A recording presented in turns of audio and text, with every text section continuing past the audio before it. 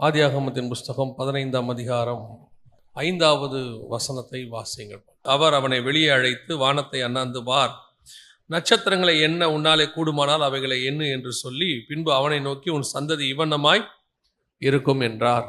நல்ல தகப்பனே, எங்கள் சர்வ வல்லமையுள்ள எங்கள் ஆண்டவரே, இந்த அருமையான நேரத்திற்காக உமக்கு ஸ்தோத்திரம். ஆண்டவரே, உம்முடைய வார்த்தையை கேட்கும்படி வந்து உட்கார்ந்துருக்கிறோம்ப்பா. எடுபடாத நல்ல பங்கு உம்மிடத்தில் உண்டே ஆண்டவரே. இந்த வேளையிலும் நீர் எங்களோடு கூட பேசுவீரா, இடைபடுவீரா, வார்த்தைகளை அனுப்பும்படி நாங்கள் ஜெபிக்கிறோம். எங்கள் ஆண்டவர் இயேசு கிறிஸ்துவின் நாமத்தில் ஒப்பு கொடுத்து ஜெபிக்கிறோம் எங்கள் ஜீவனுள்ள நல்ல பிதாவே. அல்லேலூயா. ஆதியாகமத்தின் புஸ்தகம் 15ஆம் அதிகாரம் 5வது வசனம் சொல்லுகிறது, அவர் அவனை வெளியே அழைத்து, வானத்தை அண்ணாந்து பார், நட்சத்திரங்களை எண்ண உன்னாலே கூடுமானால் அவைகளை எண்ணு என்று சொல்லி, பின்பு அவனை நோக்கி, உன் சந்ததி இவ்வண்ணமாய் இருக்கும் என்றார். இங்கே 2 காரியத்தை மாத்திரம் நாம் பார்க்க போகிறோம். இன்றைக்கி இருக்கிற நேரத்தில் பார்க்க போகிறோம். இந்த சந்ததி, ஆண்டவர் சொன்னது, அண்ணாந்து பார், நட்சத்திரங்களை எண்ணக்கூடுமானால் உன்னாலே அவைகளை எண்ணு என்று சொல்லி என்று சொன்னார். ஆண்டவர் எந்த சந்ததியை குறித்து சொல்லி இருக்கிறார் என்பது தான் நாம் இன்னைக்கு பார்க்க போகிறோம். காரணம் என்னவென்று சொன்னால், ஆபிரகாம் மூலமாக ஈசாக்கு, ஈசாக்கு வழியாக யாக்கோபு, யாக்கோபு தான் இஸ்ரவேல், இஸ்ரவேலுடைய 4வது பையன் தான் யூதா, அவர் தான் யூதர்கள் இன்னைக்கு இருக்கிறாங்க. ஆண்டவர் இவர்களை குறித்து தான் இதை சொல்லி இருக்கிறாரா என்று சொன்னால், உலக பிரகாரமாய் பார்க்கும் பொழுது இதை அவர்களை குறித்து சொன்னது போல்தான் இருக்கும். இந்த வசனத்தை அப்படித்தான் நாம் எல்லோரும் நினைத்து கொண்டு இருக்கிறோம். இது யூதர்களை குறித்து சொல்லப்பட்டதான, இஸ்ரவேலர்களை குறித்து சொல்லப்பட்டதான ஒரு வார்த்தை. ஆகவே ஆண்டவர் அவர்களை குறித்து சொன்னார். ஒரு இடத்துல கூட நாம் வாசிக்கிறோம் இல்லையா, அதாவது 1 நாளாகமம் 21 தாவீது ஜனங்களை என்ன சொல்லுகிறார். அப்பொழுது யோவாப் தான் கோத்திரத்தை விட்டு எண்ணுகிறார். அதற்கு பிறகு ஆண்டவர் அந்த வாதையை கொண்டு வருகிறார். நம்ம எல்லாருக்கும் தெரியும், ஏன் தாவீது எண்ணின போது அந்த வாதை வந்தது, ஒரு பெரிய கொள்ளை நோய் வந்தது என்று சொல்லி நாம் பார்க்கிறோம். ஏன் தாவீது எண்ணின போது அந்த கொள்ளை நோய் வந்தது என்று சொன்னால், அதில் என்ன தப்பு இருக்கு? இன்னைக்கு பார்த்தீங்கன்னா, உலக பிரகாரமாக ஒரு மக்கள் தொகை கணக்கெடுப்பு என்று ஒன்று இருக்கிறது.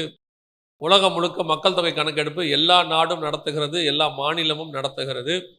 இன்னைக்கு அது ஒரு அறிவியல் பூர்வமான, அறிவுபூர்வமான காரியமாய் பார்க்கப்படுகிறது. இப்போ நம்ம மக்கள் தொகை கணக்கெடுப்பை நடத்தக்கூடாது, அப்படிலாம் நடத்தாது, ஏன்னா ஆண்டவர் சொல்லி இருக்கிறாரு, வானத்தின் நட்சத்திரங்களை போல. அப்புறம் 22:17 ஆதியாகமத்தின் புஸ்தகத்தில் ஆபிரகாம்கிட்ட சொல்லும் பொழுது, உன் சந்ததி வானத்தின் நட்சத்திரத்தை போலவும் கடற்கரை மணலை போலவும் இருக்கும் அப்படின்னு சொல்லியிருக்கிறாரு. அதனால பூமிக்குரிய சந்ததியாக இருக்கட்டும், வானத்துக்குரிய சந்ததியாக இருக்கட்டும், எந்த ஜனங்களையுமே நாம் கரெக்டாக எண்ண முடியாது. இது ஆண்டவர் சொன்னதான வார்த்தை அப்படின்னு சொன்னோம்னா, இன்னைக்கு என்ன சொல்லுவாங்க, இது ஒரு பழமைவாதமான வாதம், மக்கள் தொகை கணக்கெடுப்பு நடத்தினாதான் நம்ம எல்லாவற்றுக்கும் நிறைய காரியங்கள் செய்ய முடியும், அறிவியல் பூர்வமாக அதுதான் சரி அப்படி என்று சொல்வார்கள். ஆனால் உண்மையிலேயே சரியாய் அவரால் மக்கள் தொகை கணக்கெடுப்பு நடத்த முடியுமா அப்படின்னு கேட்டிங்கன்னா முடியாது. ஏன் முடியாது அப்படின்னு கேட்டிங்கன்னா, மக்கள் தொகை கணக்கெடுப்பு நடத்த தொடங்கும் பொழுதே, அவங்க எடுத்துக்கிட்டு வரும்போதே பல இடங்களில் பிள்ளைகள் பிறந்துடும், பல இடங்களில் சிலர் இறந்து போவாங்க, வெள்ளங்கள், பூமி அதிர்ச்சிகள் நடக்கும். அவங்க எடுத்து முடிக்கும் போதே அவங்ககிட்ட சரியான கணக்கு இருக்காது, எப்பவுமே இருக்காது. அதனால தான் என்ன பண்ணுவாங்கன்னா, மக்கள் தொகை கணக்கெடுப்பு நடத்தும் போது அவங்க சொல்லுவாங்க, இந்த தேதியின் படி 1/1/2024 படி அப்படின்னு போடுவாங்க. ஏன்னா அன்னைக்கு அவங்க எடுக்கும் பொழுது, அன்னைக்கே எடுக்கும்போது அது மாறிடும். ஏன்னா அவங்க எடுத்துக்கிட்டு இருக்கும் போதே பிள்ளைகள் பிறக்கும், அவங்க எடுத்துக்கிட்டு இருக்கும் போதே அநேகர் இறந்து போவார்கள். அவங்க ஹாஸ்பிட்டலில் பிறக்கிற பிள்ளையின் கணக்கை வச்சுருப்பாங்க.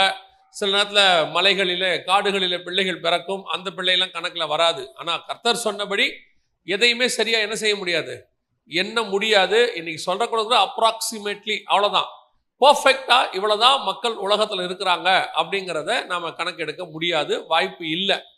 சரி, இப்போ நம்ம அங்கே போகலை. இப்போ ஆண்டவர் ஆபிரகாமுக்கு சொல்லுகிறார், உன் சந்ததியை என்ன கூடுமானால் எண்ணு, உன் சந்ததி அப்படி இருக்கும், வானத்து நட்சத்திரத்தை போல இருக்கும் அப்படின்னு சொன்னார்.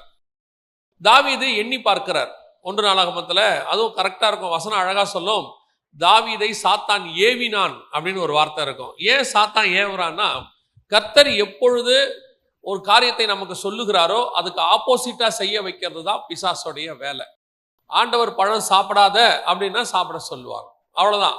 ஆண்டவர் அவங்களை மகிமையின் சரீரத்தோடு கூட படைச்சிருக்கும் போது, இல்லை நீங்க நிர்வாணி அப்படின்னு சொல்லுவான். கர்த்தர் என்ன செய்கிறாரோ அதுக்கு ஆப்போசிட்டா செய்யறது தான் பிசாசுடைய வேலை.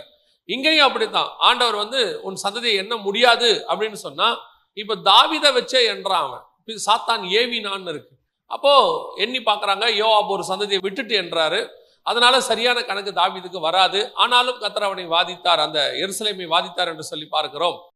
சரி, ஆண்டவர் இஸ்ரவேலை குறித்து தான் சொன்னாரா அப்படின்னு சொல்லி பார்த்தீங்கன்னு சொன்னா, கடைசி காலத்தில் இருக்கிற இஸ்ரவேல், அதாவது இயேசுவின் வருகைக்கு பின்னால் ஆயிடவர் அரசாட்சி தொடங்குவதற்கு முன்பதாக எவ்வளவு இஸ்ரவேலர்கள் இருப்பார்கள் என்கிற கணக்கு பைபிள் சொல்லிருச்சு. எவ்வளவு பேர் இருப்பாங்க அப்படின்னு பார்த்தீங்கன்னு சொன்னா, வெளிப்படுத்தின விசேஷம் 7ஆம் அதிகாரம் 1 முதல் 8 வசனத்துல அங்கே இஸ்ரவேல் கோத்திரம் எவ்வளவு இருக்க போகுது அப்படின்னு ஆண்டவர் சொல்றாரு. யூதா கோத்திரத்தில் 12,000 ஆரம்பிச்சு கிட்டத்தட்ட 12 கோத்திரத்திலையும் 1,44,000 பேர் இருப்பார்கள் என்று சொல்லப்பட்டு விட்டது. அப்படின்னா இந்த இடத்துல கர்த்தர் உன் சந்ததி என்ன முடியாதுன்னு சொல்றாரு. அதே காரியம்தான் 7ஆம் அதிகாரம் வெளிப்படுத்தின விசேஷத்துல என்ன முடியுது. 1,44,000 பேர் இருக்கிறாங்கன்னு சொல்லப்படுது. அப்படியானால் இந்த இடத்துல என்ன முடியாதுன்னு சொன்ன வார்த்தை தப்பாய் போய்விடுகிறது, அல்லது அந்த வார்த்தைக்கு ஆப்போசிட்டா ஒரு காரியம் நடக்குது. ஆண்டவர் சொல்றாரு உன் சந்ததியை என்ன முடியாது அப்படின்னு சொல்றாரு. ஆனா வெளிப்படுத்தல் 7ஆம் அதிகாரம் 1 முதல் 8 வசனத்துல எண்ணி முடிச்சுட்டாங்க. எவ்வளவு இருந்தாங்க அப்படின்னு கேட்டீங்கன்னா, இஸ்ரவேலர்கள் 12 கோத்திரத்துல 1,44,000 பேர் இருந்தார்கள் அப்படின்னு சொல்ல. அப்படின்னா இது எதை பத்தி சொல்லப்பட்டிருக்கு, இந்த சந்ததி யாரை குறித்து சொல்லப்பட்டிருக்கிறது அப்படின்னு கேட்டீங்கன்னா, கலாத்தியருக்கு எழுதின நிருபத்துல ஆபிரகாமுக்கு கொடுத்த ஆசீர்வாதம் புறஜாதியாருக்கு சேர்ந்ததாக வசனம் சொல்லுகிறது. கலாத்தியருக்கு எழுதின நிருபம் 3ஆம் அதிகாரம் 14வது வசனத்தை வாசி. ஆபிரகாமுக்கு உண்டான ஆசீர்வாதம் கிறிஸ்து இயேசுவினால் புறஜாதிகளுக்கு வரும்படியாகவும், ஆவியை குறித்து சொல்லப்பட்ட வாக்கு தத்தத்தை நாம் விசுவாசத்தினாலே பெரும்படியாகவும் இப்படி ஆயிற்று. நாம் விசுவாசத்தினாலே பெரும்படியாகவும் இப்படி ஆயிற்று. அப்படின்னா ஆபிரகாமுக்கு உண்டான ஆசீர்வாதம் புறஜாதியராகிய நமக்கு இயேசு கிறிஸ்துவின் வழியாக வந்துவிட்டது என்று வசனம் சொல்லுகிறது. இஸ்ரவேலருக்கு இருந்தான எல்லா வாக்கு தத்தங்களும் உலக பிரகாரமாய் இருந்தாலும் அவருடைய ஸ்பிரிச்சுவல் பிளஸிங் அத்தனையும், ஆபிரகாம் கொடுக்கப்பட்ட எல்லா ஆசீர்வாதங்களும் பரிசுத்தாவின் அபிஷேகமும் நமக்கு கொடுக்கப்பட்டதாக சொல்லப்படுது. சரி, இப்போ இந்த பர்டிகுலர் 15:5 அங்க வேதம் சொல்லுது இல்லையா, 15:5 அதுல தெளிவாக வசனம் சொல்லுது, நீ என்ன கூடுமானால் என்ன, உன் சந்ததி வானத்தின் நட்சத்திரத்தை போல இருக்கும். அப்பனா இந்த சந்ததி யாரை குறித்து சொல்லப்பட்டிருக்கிறது அப்படின்னா, இது உங்களையும் என்னையும் குறித்து சொல்லப்பட்டிருக்கிறது. இது புதிய ஏற்பாட்டு சபையை குறித்து சொல்லப்பட்டிருக்கிறது. அப்படின்னா புதிய ஏற்பாட்டு சபையில இருக்கிற ஜனங்களை இந்த சந்ததிய என்ன முடியுமான்னு கேட்டா, இப்ப நம்ம சொல்லுவோம் எங்ககிட்ட கணக்கு இருக்குது. சில சபைகளுக்கு போகும்போது எங்க சர்ச்சில் இவ்வளவு பேர் இருக்கிறாங்க, 11,000 பேர் இருக்காங்க, 10,000 பேர் இருக்கிறாங்க, ஒரு சிலர் சொல்லுவாங்க 50,000 பேர் இருக்கிறாங்க. இப்ப நம்ம எல்லாருமே ஒரு கணக்கு சொல்றோம் இல்லையா, இவ்வளவு பேர் இருக்கிறாங்க இவ்வளவு பேர் இருக்கிறாங்க, ஏன்னா நாங்க கணக்கு வச்சிருக்கிறோம்னு சொல்றோம். ஆனா வசனம் சொல்லுது கலாத்தியர்கள் நிருபத்துல 3ஆம் அதிகாரம் 16வது வசன வாசி. ஆபிரகாமுக்கும் அவனுடைய சந்ததிக்கும் என்று வாக்குத்தத்தங்கள் பண்ணப்பட்டன, சந்ததிகளுக்கு என்று அநேகரை குறித்து சொல்லாமல் உன் சந்ததிக்கு என்று ஒருவனை குறித்து சொல்லி இருக்கிறார், அந்த சந்ததி கிறிஸ்துவே. அப்ப வசனம் இங்க தெளிவா சொல்லுது 15:5 உன் சந்ததி இவ்வண்ணமாய் இருக்கும் என்றார். சந்ததிகளுக்கு என்று சொல்லாமல் சந்ததி என்று சொன்னார், அந்த சந்ததி கிறிஸ்துவே. அப்படியானால் இந்த வசனத்தின்படி ஆண்டவர் வானத்தை அண்ணாந்து பார், உன் சந்ததி வானத்தின் நட்சத்திரங்களைப் போல இருக்கும் என்று சொன்னது அவர் இஸ்ரவேலை குறித்து சொல்லவில்லை, யூதர்களை குறித்து சொல்லவில்லை, அவர் உங்களையும் என்னையும் குறித்து சொல்லி இருக்கிறார். அல்லேலூயா. இப்ப நீங்களும் நானும் அப்படிப்பட்ட ஒரு சந்ததியா இருக்கிறோமா அப்படின்னு கேட்டா, நாம இன்னைக்கு உலக பிரகாரமா எப்படி தாவீது சொன்ன மாதிரி எங்ககிட்ட இவ்வளவு கணக்கு இருக்குது, நாங்க இவ்வளவு பேர் இருக்கிறாங்க, இந்தியாவில் கிறிஸ்தவங்க இத்தனை சதவீதம், உலகத்துல கிறிஸ்தவர்கள் இத்தனை சதவீதம், நாம் எல்லாருமே ஒரு கணக்கு சொல்லிக்கிட்டே இருக்கிறோம், இத்தனை பர்சன்ட். இது கூட ஒரு அப்ராக்சிமேட் கணக்கு தான். யாருக்கிட்டையும் சரியான கணக்கு இருக்காது, இருக்கவும் முடியாது.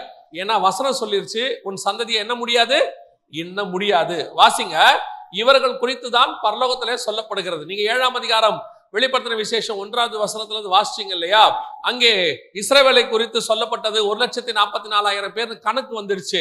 ஃபைனல் கணக்கு அது அங்க வந்துருச்சு. ஆயிடவர் அரசாட்சிக்கு போறதுக்கு முன்னாடி எவ்வளவு பேர் ஆயிடவர் அரசாட்சிக்கு உள்ள நுழைய போறாங்கன்ற கணக்கு அங்க கொடுத்தாச்சு. ஆனால் இந்த எண்ணி முடியாத சந்ததிங்கிறது புறஜாதி நாம தான், அது கிறிஸ்துவின் வழியா வந்தவங்கன்னு வசனம் சொன்னாலும் இவர்கள் எங்கே இருக்கிறாங்க, நம்ம குறித்து என்ன சொல்லப்பட்டிருக்கிறது, அதே 7ஆம் அதிகாரம் 9வது வசனத்தை வாசிக்கும் பொழுது, இவைகளுக்கு பின்பு நான் பார்த்தபோது சகல கோத்திரத்திலிருந்தும் ஜாதிகளிலிருந்தும் பாஷைக்காரிலிருந்தும் மீட்கப்பட்டதும் ஒருவரும் எண்ணக்கூடாததுமாகிய திரளான கூட்டமாகிய ஜனங்கள் வெள்ளை அங்கிகளை தரித்து கொண்டு தங்கள் கைகளிலே குருத்தோலைகளை பிடித்து கொண்டு சிங்காசனத்திற்கு முன்பாகவும் ஆட்டுக்குட்டியானவருக்கு முன்பாகவும், அப்ப அந்த இடத்துல ஒரு வார்த்தை இருக்கு அந்த வசனத்துல, ஒருவரும் எண்ணக்கூடாததுமாகிய அப்படின்னு இருக்கு பாருங்க அந்த வசனம். இவைகளுக்கு பின்பு நான் பார்த்தபோது சகல கோத்திரத்திலும் ஜாதிகளிலிருந்தும் பாஷைக்காரனும் மீட்கப்பட்டதும் ஒருவரும் எண்ணக்கூடாததுமாகிய. அப்போ இந்த கூட்டம் தான் பரலோகத்திலே சிங்காசனத்திற்கு முன்பாக இயேசு கிறிஸ்துவினிடத்திலே நிற்கிறது. இதை குறித்து யாரை குறித்து சொல்லப்பட்டிருக்கு? இஸ்ரவேலர்கள் அல்ல. ஏன்னா இஸ்ரவேலை பற்றி 1வது வசனத்திலிருந்து 8வது வசனம் வரைக்கும் சொல்லி முடிச்சுட்டார். 9வது வசனத்திலிருந்து நம்மை குறித்து சொல்லுகிறார். நீங்களும் நானும் தான் அந்த எண்ணி முடியாத சந்ததி. நாம தான் நட்சத்திரங்கிறதுக்கு என்ன அடையாளம் அப்படின்னு கேட்டீங்கன்னா, 1ஆம் அதிகாரம் வெளிப்படுத்தின விசேஷத்தை நீங்க வாசிக்கும் போது அதன் முடிவில் அவர் கையில 7 நட்சத்திரங்கள் இருந்தது. அந்த 7 நட்சத்திரங்களும் 7 சபைகள் என்று சொல்லப்பட்டிருக்கிறது. அந்த 7 சபையினுடைய தூதர்கள் என்று சொல்லப்பட்டிருக்கிறது.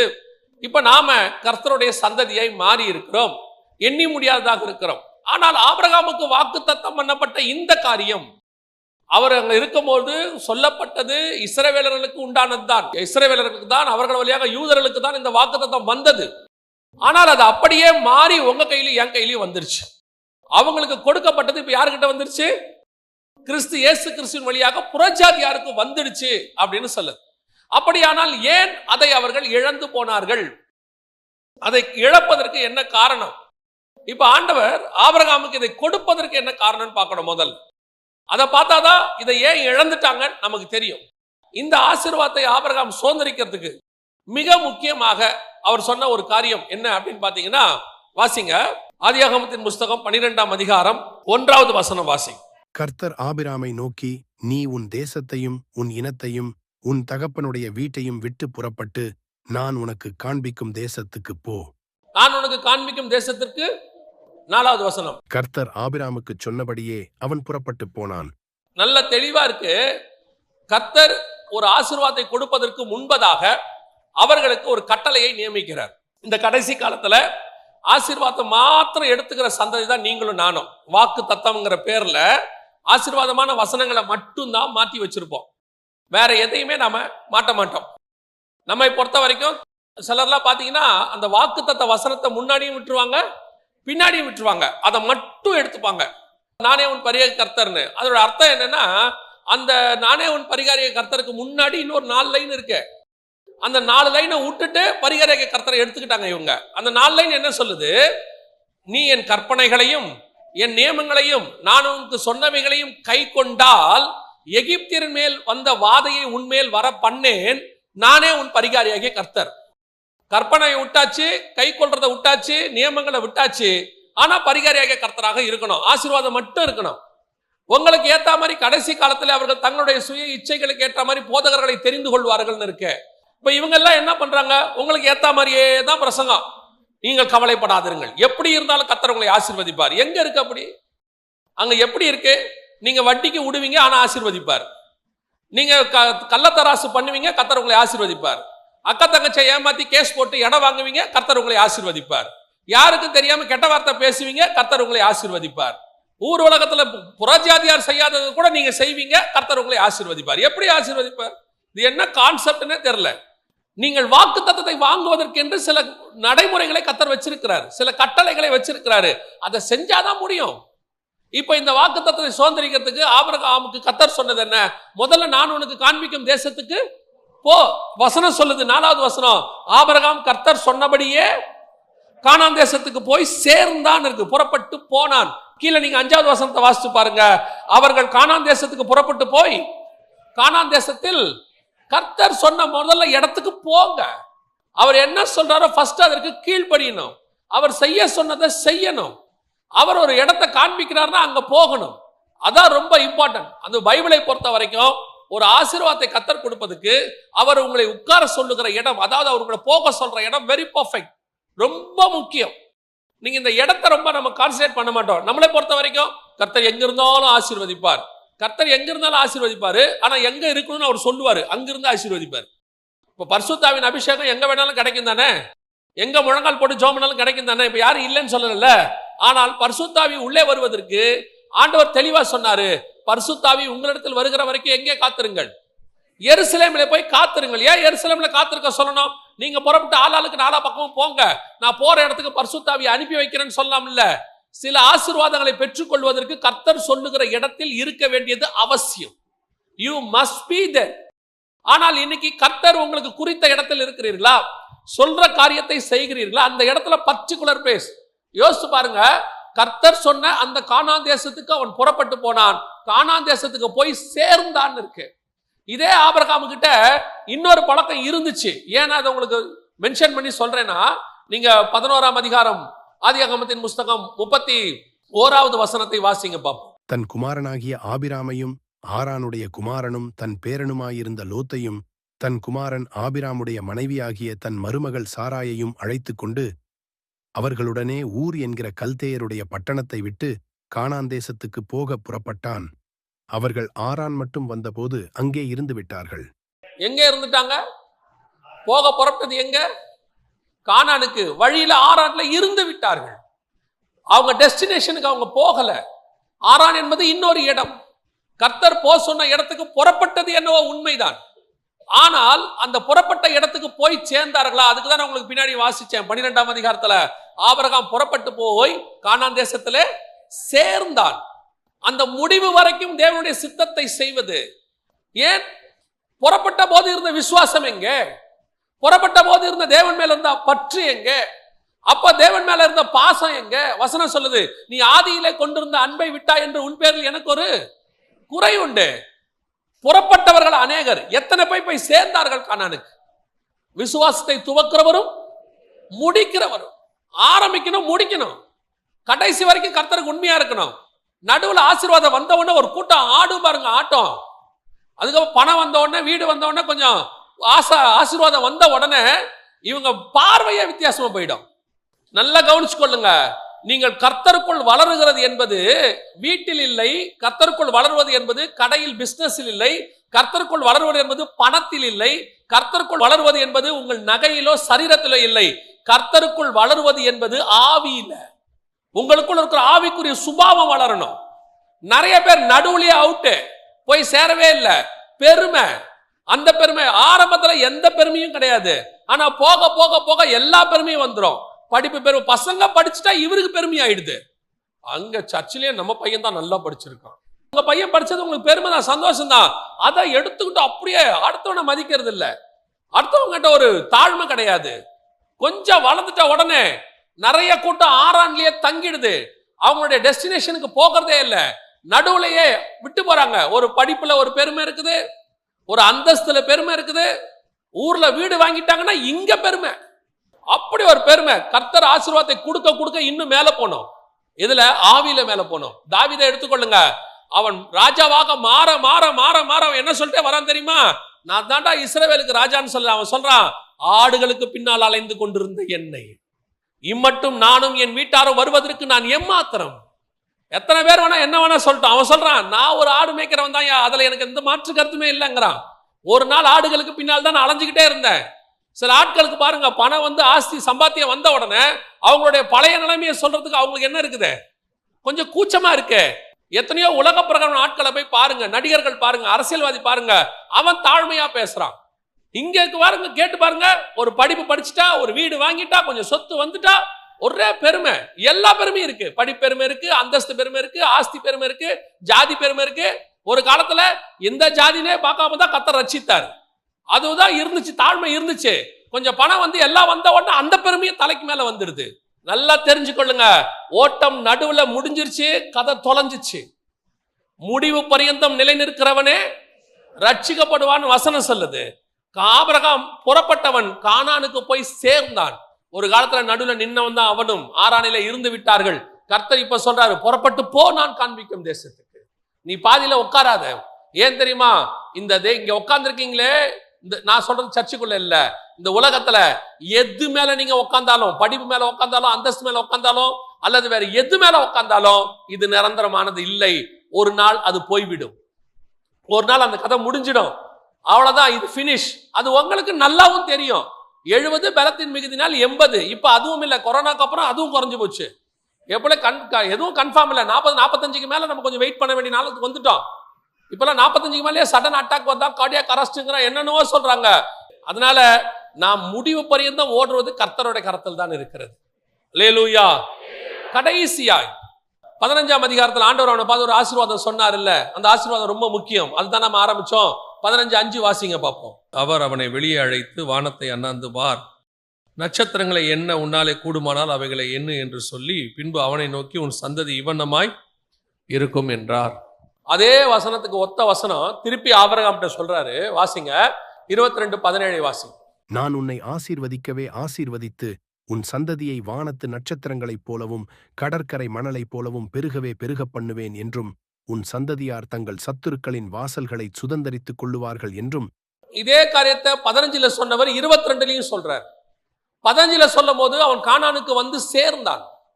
கானானுக்கு வந்தவொடனே சொல்றாரு, உன் சந்ததி வானத்து நட்சத்திரத்தை போல இருக்கும். இப்ப அதை சுதந்திரிக்கிறதுக்கு அவன் பண்ண முதல் வேலை, கர்த்தர் சொன்ன இடத்துக்கு வந்துட்டான். இப்ப அடுத்து ரொம்ப முக்கியமான இடம், கானானுக்குள்ள அவன் என்ன பண்ணாங்கிறதா ரொம்ப முக்கியம். 22ஆம் அதிகாரத்துல ஒன்னு செய்யறான்.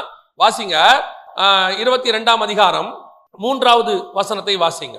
ஆபிரகாம் அதிகாலையில் எழுந்து தன் கழுதையின் மேல் சேணங்கட்டி தன் வேலைக்காரரில் 2 பேரையும் தன் குமாரன் ஈசாக்கையும் கூட்டிக் கொண்டு தகன பலிக்கு கட்டைகளையும் பிளந்து கொண்டு தேவன் தனக்கு குறித்த இடத்திற்கு புறப்பட்டு போனான். தேவன் தனக்கு குறித்த இடத்திற்கு புறப்பட்டு போனான். 4வது வசனம்.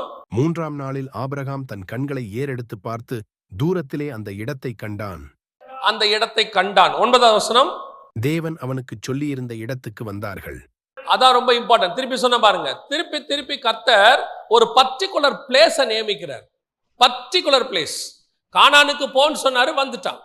இப்போ கானானுக்குள்ள ஒரு பர்டிகுலர் பிளேஸ ஆண்டவர் குறிக்கிறார். வசனம் சொல்லுது 3ல தேவன் தனக்கு குறித்த இடத்திற்கு புறப்பட்டு போனான். 4 சொல்லுது தூரத்தில் அந்த இடத்தை கண்டான். 9 சொல்லுது கர்த்தர் சொல்லி இருந்த இடத்திற்கு வந்தார்கள். எங்க? மோரியா மலை மேல, அந்த குன்றின் ஒன்றின் மேல அப்படின்னு இருக்கு. Particular place. இங்கே வந்து என்னத்துக்காக இவன் வந்தான், அதான் ரொம்ப முக்கியம். என்னத்துக்காக வந்தான்? கானானுக்கு போகும்போது கர்த்தர் சொன்னாரு, உன்னை ஆசீர்வதிக்கவே ஆசீர்வதிப்பேன். 12ஆம் அதிகாரம் 1-2 வசனம் சொல்லுது, உன் தேசத்தையும் உன் தகப்பன் வீட்டையும் விட்டு வா, நான் காண்பிக்கும் தேசத்துக்கு புறப்பட்டு போ. அப்புறம் என்ன சொல்றாரு?